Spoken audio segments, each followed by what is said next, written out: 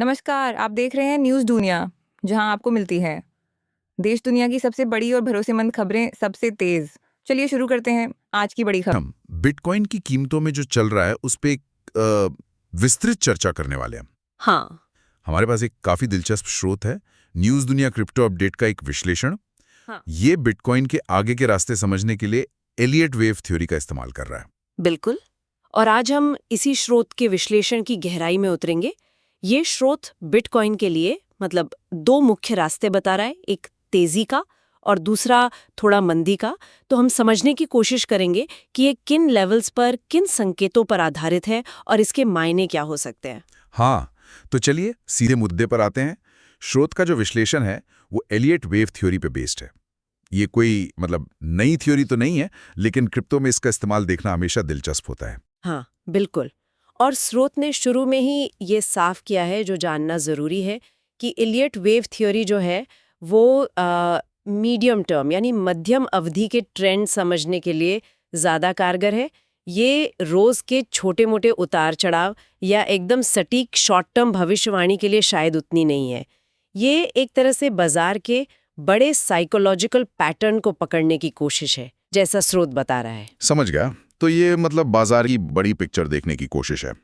चलिए स्रोत के पहले सिनेरियो पे आते हैं, तेजी वाला पक्ष, जिसे वो बुलिश सिनेरियो कह रहे हैं। यहाँ तो स्रोत काफी पॉजिटिव लग रहा है। विश्लेषण कहता है कि बिटकॉइन की जो अभी की चाल है वो शायद एक पावरफुल वेव 3 का एक्सटेंशन हो सकती है। और एलियट वेव में ये वेव 3 एक्सटेंशंस वाली बात काफी अहमियत रखती है। थ्योरी के हिसाब से जो इम्पल्स वेव्स होती हैं 1, 3, 5, उनमें वेव 3 अक्सर सबसे लंबी और सबसे पावरफुल होती है। ये वो फेज होता है जहां ट्रेंड में सबसे ज्यादा मजबूती दिखती है, मोमेंटम होता है। तो अगर स्रोत का ये आकलन सही है कि हम वेव 3 एक्सटेंशन में हैं, तो इसका मतलब है कि बिटकॉइन में अभी और ऊपर जाने की गुंजाइश हो सकती है। ये दिखाता है कि मोमेंटम खरीदारों के साथ है। ये सुनने में तो वाकई काफी अच्छा लगता है। स्रोत एक का खास प्राइस लेवल का भी जिक्र कर रहा है, $68,000। वो कह रहे हैं कि अगर बिटकॉइन इसके ऊपर टिका रहता है तो ये तेजी की संभावना को और मजबूत करेगा। और अगर ऐसा होता है तो टारगेट क्या हो सकता है? स्रोत 72,000 से $75,000 तक के लेवल की तरफ इशारा कर रहा है। हाँ, उस $68,000 के लेवल को स्रोत ने इतना जरूरी क्यों माना है, इस पर थोड़ा सोचते हैं।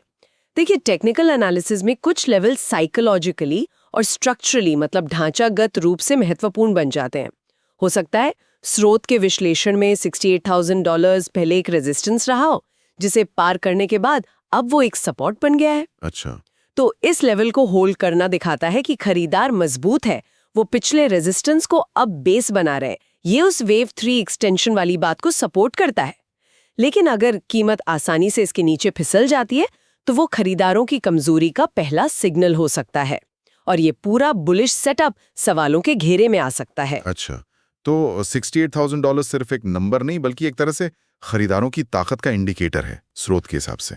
स्रोत ने एक और बात नोट की है कि फिलहाल वॉल्यूम यानी ट्रेडिंग कितनी हो रही है और बाजार का मूड, मार्केट सेंटिमेंट, वो भी खरीदारों के फेवर में दिख रहा है। इसका क्या मतलब है? ये बहुत इंपॉर्टेंट है।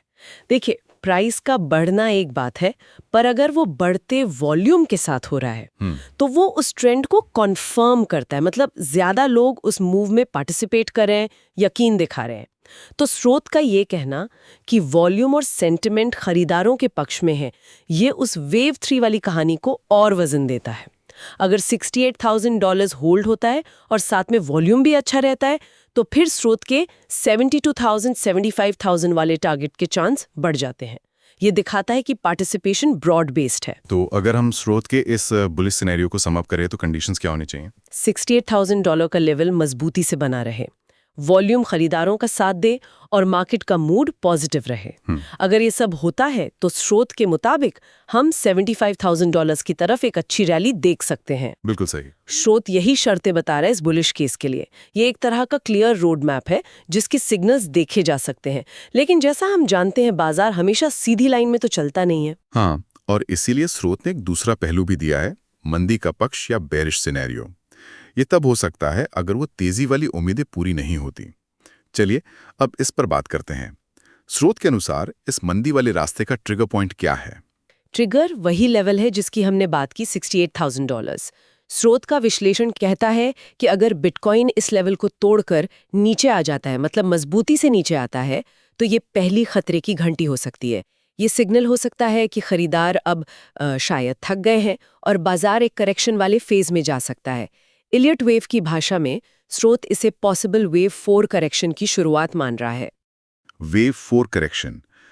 इलियट वेव थ्योरी में इसका क्या मतलब होता है?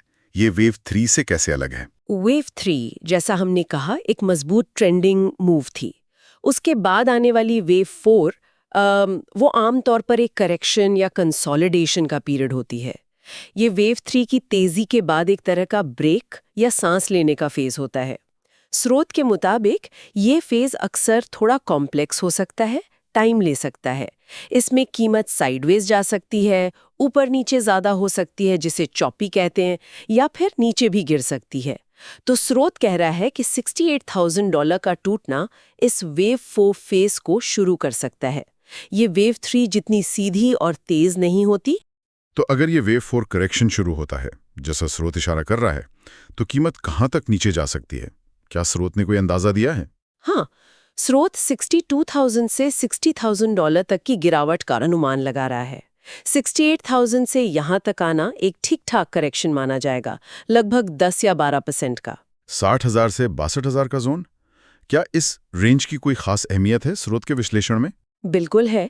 स्रोत इस $60,000 $62,000 के जोन को एक बहुत मजबूत सपोर्ट एरिया बता रहा है, मतलब एक स्ट्रॉन्ग सपोर्ट जोन। इसका मतलब है कि शायद चार्ट्स पर या पहले के प्राइस एक्शन को देखें तो इस लेवल पर पहले भी बायर्स ने काफी इंटरेस्ट दिखाया होगा और कीमतें यहां से वापस ऊपर गई होंगी। तो उम्मीद ये रहती है कि अगर कीमत यहां तक गिरती है तो शायद बायर्स फिर से एक्टिव हों और गिरावट रुक जाए। ये एक इम्पॉर्टेंट डिफेंस लेवल हो सकता है। लेकिन यहाँ एक चेतावनी भी है, जैसा स्रोत बता रहा है। वो कहते हैं कि हालांकि ये $60,000 $62,000 का सपोर्ट मजबूत है, पर अगर बिटकॉइन इसके भी नीचे चला जाता है तो फिर क्या? यहीं पर मामला थोड़ा, कह सकते हैं, सीरियस हो जाता है।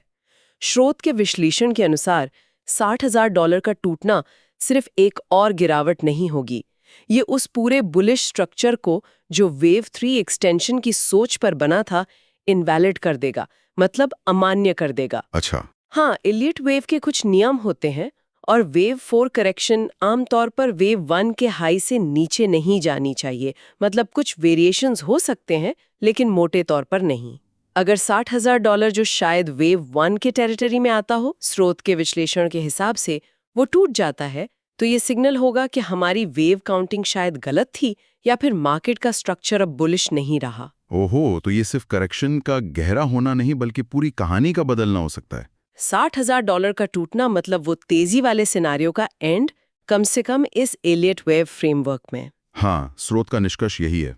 $68,000 का टूटना एक वार्निंग साइन है, लेकिन $60,000 का टूटना उस बुलिश सेटअप का इनवैलिडेशन पॉइंट है। ये मार्केट स्ट्रक्चर में एक बड़े बदलाव का संकेत हो सकता है और शायद और गहरी गिरावट का रास्ता खोल सकता है। हालांकि स्रोत ने उससे आगे के लेवल्स पर ज्यादा बात नहीं की है। ठीक है, तो हमारे पास स्रोत से दो बहुत क्लियर लेकिन एकदम उल्टे रास्ते सामने आ गए हैं और इनका जो मेन डिसाइडिंग पॉइंट है वो $68,000 का लेवल लग रहा है। $68,000 के ऊपर 75,000 रुपीस की राह और $68,000 के नीचे $60,000 तक का करेक्शन, और अगर वो भी टूट गया तो तेजी का खेल शायद खत्म। लेकिन बात यहीं खत्म नहीं होती। स्रोत कुछ और जरूरी बातों पर भी ध्यान देने को कह रहा है। हाँ, और ये बातें बहुत ज़रूरी हैं क्योंकि ये टेक्निकल एनालिसिस को एक ब्रॉडर कॉन्टेक्स्ट में रखती हैं। सिर्फ चार्ट देखना काफ़ी नहीं होता। पहली बात जो स्रोत फिर से याद दिला रहा है वो ये कि Elliot wave medium term indicator है। इसका रोजमर्रा के ट्रेडर्स के लिए क्या मतलब है? इसका मतलब ये है कि इन पैटर्न्स को पूरा होने में हफ्ते या महीने भी लग सकते हैं। तो अगर कोई इस एनालिसिस के बेस पर ट्रेड कर रहा है तो उसे थोड़ा पेशेंस रखने की ज़रूरत होगी। रोज के छोटे मोटे उतार चढ़ाव, मतलब डेली नॉइज देखकर घबरा जाना या अपने पोजीशंस बार बार बदलना शायद ठीक ना हो, जब तक कि कोई बड़ा स्ट्रक्चरल ब्रेक ना दिखे, जैसे 68,000 या 60,000 का टूटना।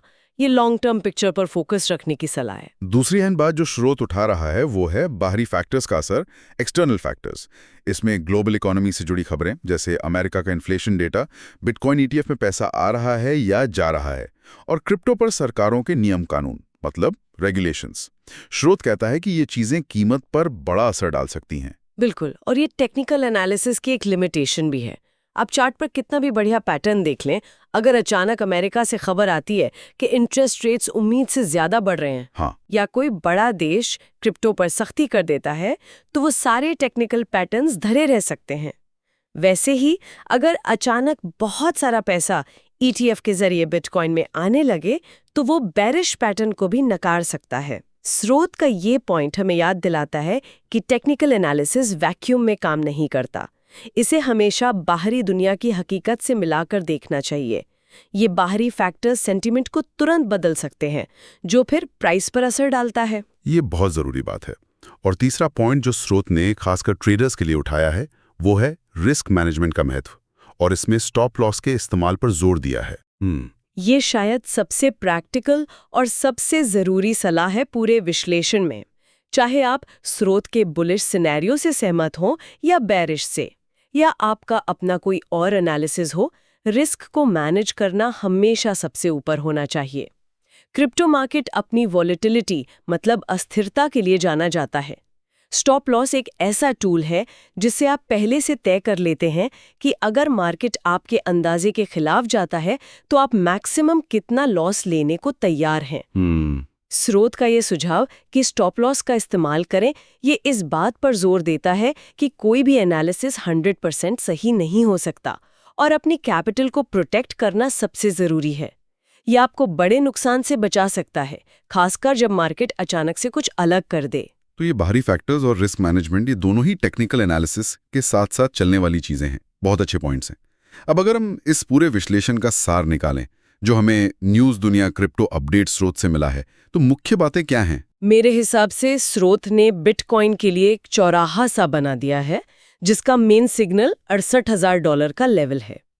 पहला रास्ता, अगर $68,000 का लेवल होल्ड होता है और वॉल्यूमेट्री सेंटिमेंट पॉजिटिव रहते हैं तो स्रोत एक तेजी की लहर मतलब पॉसिबल वेव 3 एक्सटेंशन देख रहा है जिसका टारगेट $72,000 से $75,000 हो सकता है। दूसरा रास्ता, अगर $68,000 टूट जाता है तो स्रोत एक करेक्शन वाले फेज यानी पॉसिबल वेव 4 की उम्मीद कर रहा है जो कीमत को $62,000 $60,000 तक ला सकता है। और एक सबसे जरूरी चेतावनी, $60,000 का टूटना इस बुलिश स्ट्रक्चर को पूरी तरह से इनवैलिड कर देगा। और साथ में ये याद रखना है कि ये मीडियम टर्म का एनालिसिस है, बाहरी खबरें असर डाल सकती हैं और रिस्क मैनेजमेंट हमेशा हमेशा जरूरी है। बिल्कुल, स्रोत ने एक फ्रेमवर्क दिया है सोचने के लिए, कोई पत्थर की लकीर नहीं खींची है। और आखिर में स्रोत ने एक सवाल भी छोड़ा है जो शायद हर किसी के मन में होगा जो इस विश्लेषण को देख रहा है। हाँ, स्रोत ने कोई सीधा जवाब देने के बजाय अपने एनालिसिस के आधार पर एक सोचने वाला सवाल छोड़ा है। वो सवाल है, तो दिए गए विश्लेषण और अभी के संकेतों को देखते हुए क्या बिटकॉइन के 75K की ओर जाने के चांस ज्यादा है या फिर 60K के लेवल तक एक करेक्शन देखने को मिल सकता है? ये सवाल सुनने वालों को खुद सोचने और जो तर्क और सबूत पेश किए गए हैं उनके आधार पर संभावनाओं को तौलने के लिए छोड़ता है। ये वाकई एक बड़ा सवाल है और इसका जवाब तो खैर आने वाले हफ्तों में बाजार खुद ही देगा। लेकिन स्रोत का ये विश्लेषण निश्चित रूप से इन संभावनाओं को समझने के लिए एक उपयोगी ढांचा जरूर देता है। सही कहा, ये एनालिसिस एक मैप की तरह है जो पॉसिबल रास्ते और जरूरी पड़ाव दिखाता है। आखिरी सफर तो मार्केट की चाल ही तय करेगी, लेकिन एक नक्शा होने से यात्रा थोड़ी आसान जरूर हो सकती है।